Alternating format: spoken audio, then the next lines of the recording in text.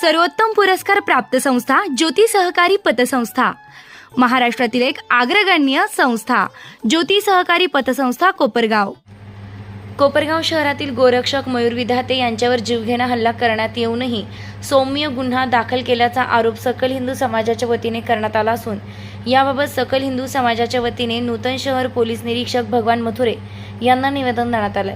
सदर निवेदनातून हल्ला करणाऱ्या सर्वच 150 ते 200 जणांवर गुन्हा दाखल करण्याची मागणी केली असून गोरक्षकांवर खोटे गुन्हे दाखल करून पोलीस दडपशाही करत असल्याचा आरोप सकल हिंदू समाजाच्या वतीने करण्यात आला आहे। येत्या 3 दिवसात आरोपींवर कठोर कारवाई न झाल्यास सकल हिंदू समाजाच्या वतीने तीव्र आंदोलनाचा इशारा यावेळी देण्यात आला आहे। यावेळी सकल हिंदू समाज बांधव मोठ्या संख्येने उपस्थित होते। दरम्यान याच प्रकरणी कोपरगाव शहर पोलीस ठाण्यात दोन्ही बाजूकडून परस्पर विरोधी गुन्हे दाखल करण्यात आले आहेत। यात पहिल्या गुन्ह्यात 8 व इतर तर दुसऱ्या गुन्ह्यात 4 जणांवर गुन्हे दाखल करण्यात आले आहेत। याबाबत पुढील तपास पोलीस निरीक्षक भगवान मथुरे यांच्या मार्गदर्शनाखाली शहर पोलीस करत आहेत। निर्भीड न्यूज योगेश जोखे कोपरगाव। 4 ते 5 समाजकंटकांचं नाव FIR मध्ये घेण्यात आलं।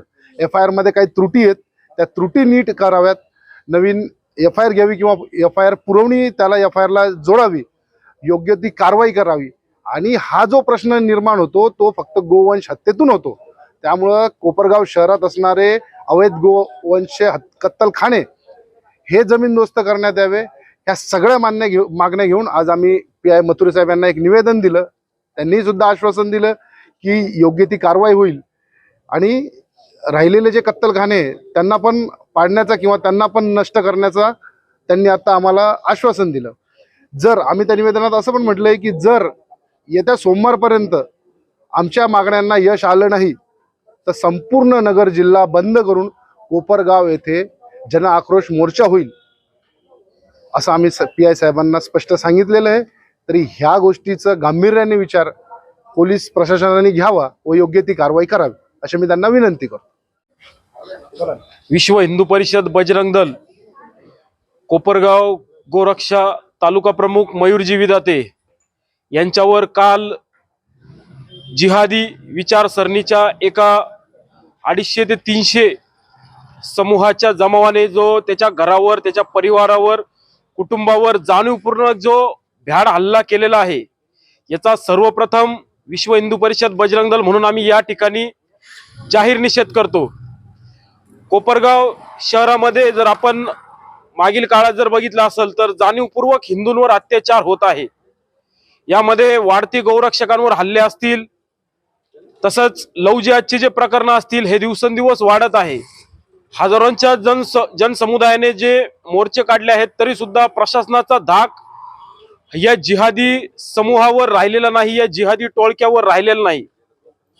कालचा जो भ्याड हल्ला होता यामध्ये काही जे कलम असतील हे कमी प्रमाणात लावण्यात आलेले आहे। मयूरची प्रकृती बघता तो अतिशय गंभीररित्या जखमी झालेला आहे। तर आम्हाला प्रशासनाला आम्ही विनंती करतो, आमची एक विनंती आहे की ज्या प्रकारे हल्ला झालेला आहे त्या प्रकारे तुम्ही कलम लावावीत आणि कायदेशीर कारवाई त्यांच्यावर करण्यात यावी। 150 ते 200 जणांवर ही कारवाई करण्यात यावी आणि यातले जे प्रमुख आरोपी असतील यांच्यावर तडीपारी आणि मोक्का अंतर्गत कारवाई करण्यात यावी। अन्यथा जर असं झालं नाही तो विश्व हिंदू परिषद बजरंग दल संपूर्ण जिल्हाभर बंदचे हाक देऊन सगळे आमचे बजरंग दलाचे हजारो कार्यकर्ते या ठिकाणी कोपरगावात येऊन आंदोलन करतील। आणि जिहाद्यांना सुद्धा आम्ही सांगू इच्छितो, तुम्ही आमचा इतिहास विसरू नका। गेल्या 30 वर्षापासून बजरंग दलाची भारतभरात जी पार्श्वभूमी आहे ही विसरू नका। हे जे भ्याड हल्ले जर थांबले नाही, तुम्हाला तुमच्याच पद्धतीने उत्तर देण्यासाठी आम्ही बजरंग दल म्हणून सक्षम आहोत।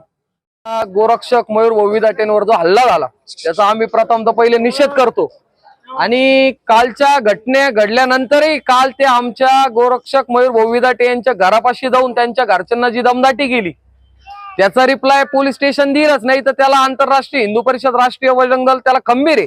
बजरंगी पॅटर्न काय असतोय लवकरच आम्ही कोपरगावकरांना दाखवून देऊ। जर येत्या 8 दिवसात, येत्या सोमवारपर्यंत जर प्रशासनाने त्याच्यावर जर कारवाई केली नाही तर बजरंगी पॅटर्न काय असतो हे लवकरच दाखवून देऊ आणि आम्ही या गोष्टीचा निषेध करतो।